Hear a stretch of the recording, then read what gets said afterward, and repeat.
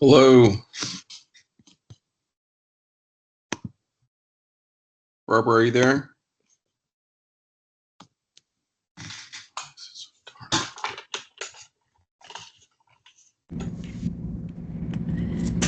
Good evening. Yes, I am. How are you? There you go. Hey, good to see you. I know we spoke over email once or twice like a year ago. Yeah, I'm glad you remember. Yeah, no, it's a pleasure to put a name with the face. Thank you for being here. I guess we'll just wait for Shawana to join us. Okay. We go ahead and get started. Is that correct? So, do you work in the office of the assistant chief? Is that where you work? I was. That's where I was. I was with the Office of the Assistant Chief for about a year and a half. And before that, I was with Ceasefire for about 11 years. Okay. So where do you... I started with Ceasefire day one. I mean, when they first started, I guess it was actually a reiteration of Ceasefire in 2012. Uh-huh. So Okay. that's where I spent most of my time was Ceasefire. Work now. I know that you're filling in, or at least DC Osmus said that maybe you're filling in for and within Dr. Nettles' old role. Is that the correct way to put it? Correct. Yeah. And so this is not new to me at all. When I worked with Ceasefire, I wrote a grant for something called collective healing. And what we were trying to do is we were trying to do the next step after procedural justice, which allowed us to, it was to build trust, it was to identify trauma in the community, it was to is somebody making faces at you? I lost the audio. Her just was walking out the door making faces. Oh. You gotta love that.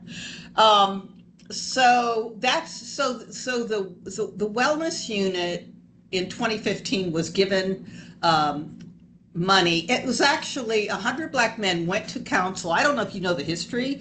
Went to council and said, "Look, police need mental health care, and they need to be, tested every so often." Good evening. Hi, sorry, my background is acting strange, so that's why I was delayed, but you can still see me, so I it's can okay. see you. I'm Barbara DeSalvo. Hi, good to officially meet you. Yes, you too. I was just explaining how I ended up in this role, that I've actually been involved with wellness since 2015. I was, as a result of a side project from Ceasefire, when we got a grant for something called collective healing. We were trying to build trust in the community.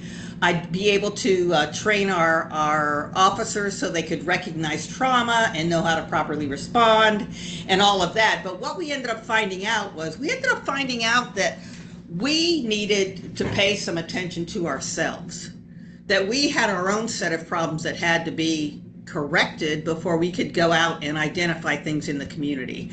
And that was our own trauma. It was mental health issues. It was the lack of support. It was a floundering peer support and critical incident program, and the lack of policy, all of these things. But we did a deep dive into what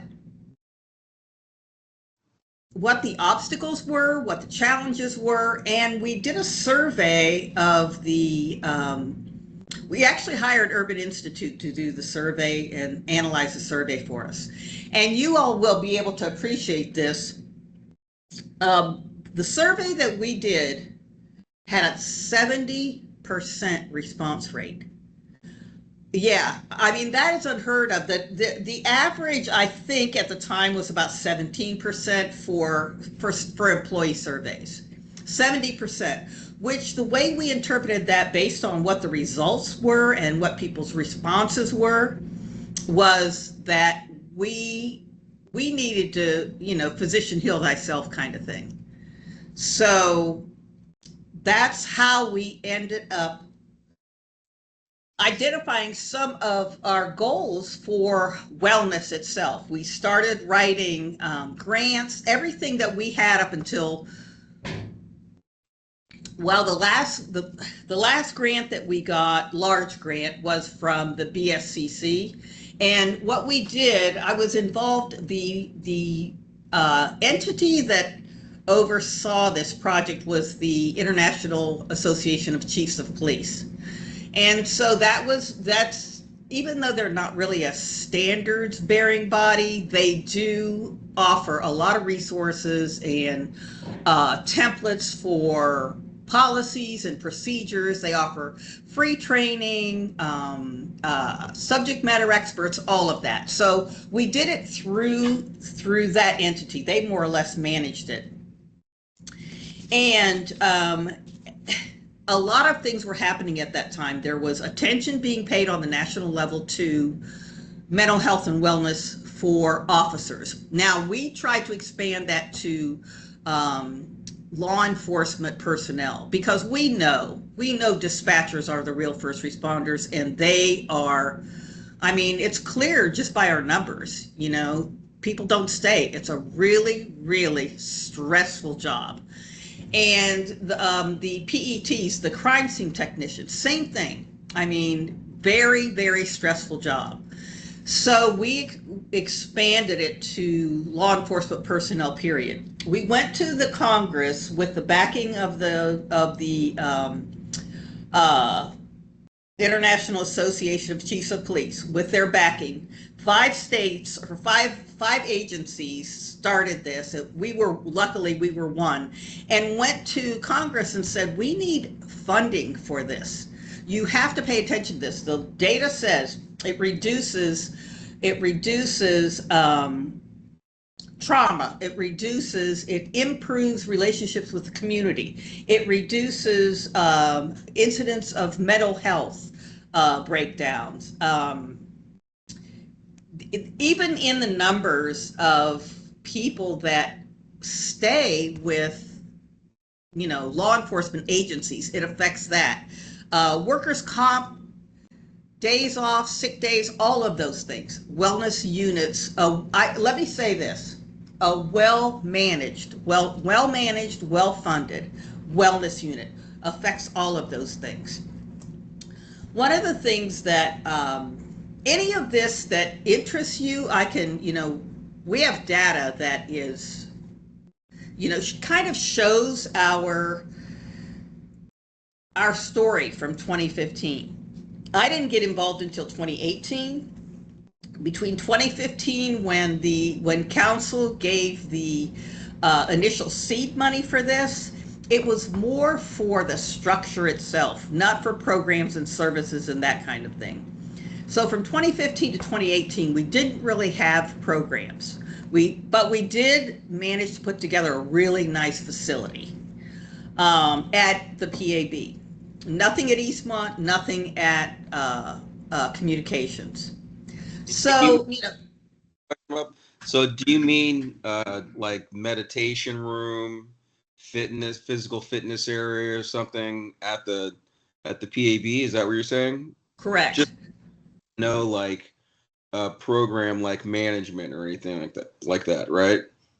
Well, no, it was really, how can I say this?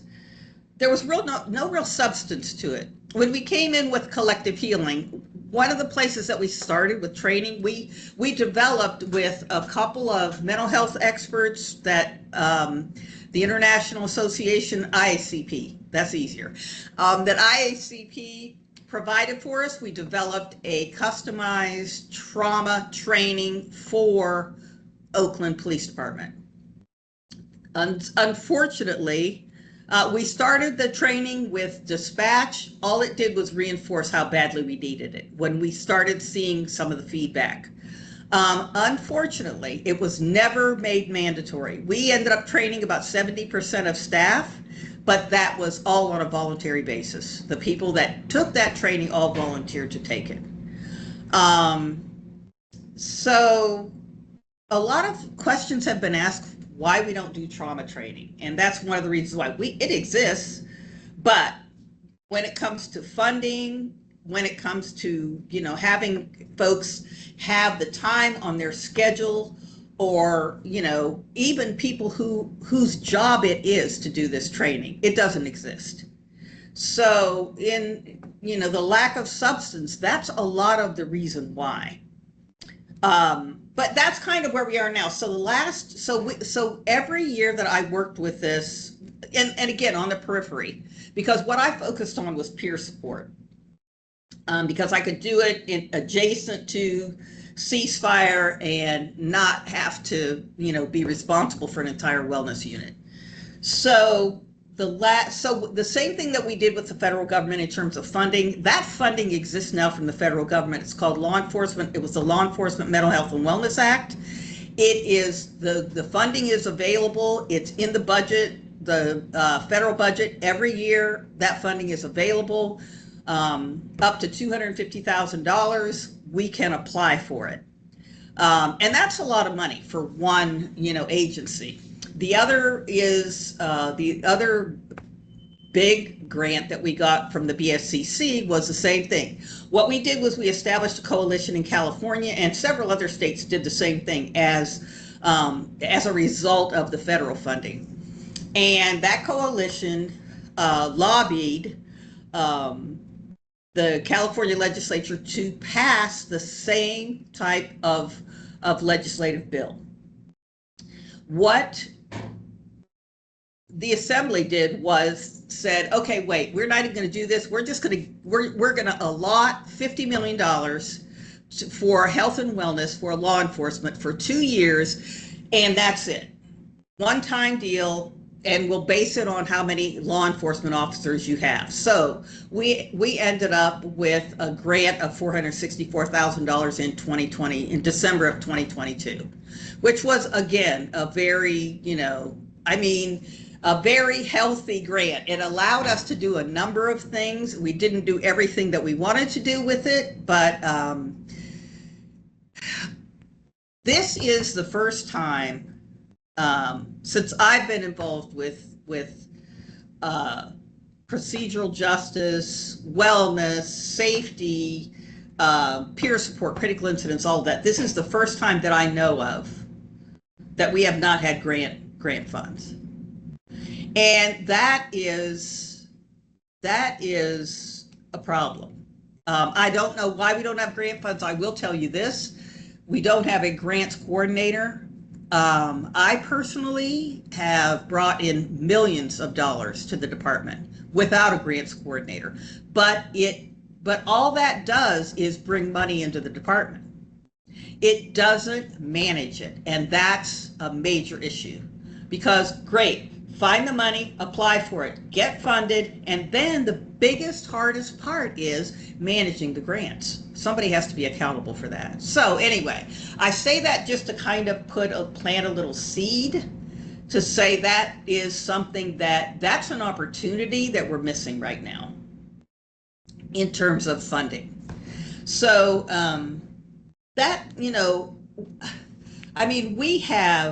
we have done newsletters, and this is prior to 2023.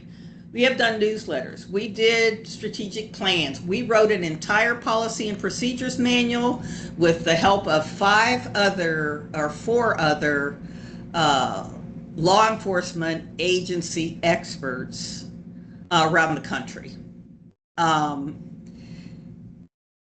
We started a wellness policy.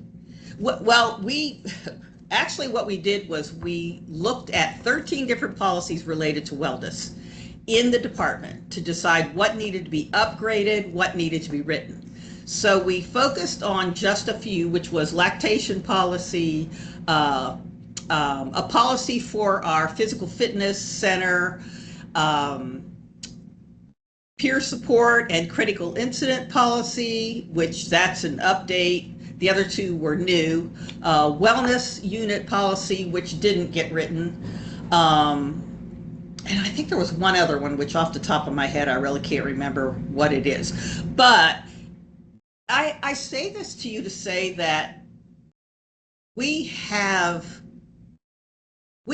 excellent people in the country that we know to reach out to or can reach out to, or that provide us with standards for wellness, but that isn't what our problem is. Our problem is having the right people in the right places and having it be something sustainable, and it's not. And I can say this to you because I will just be very honest and say this is my third time working with the wellness unit.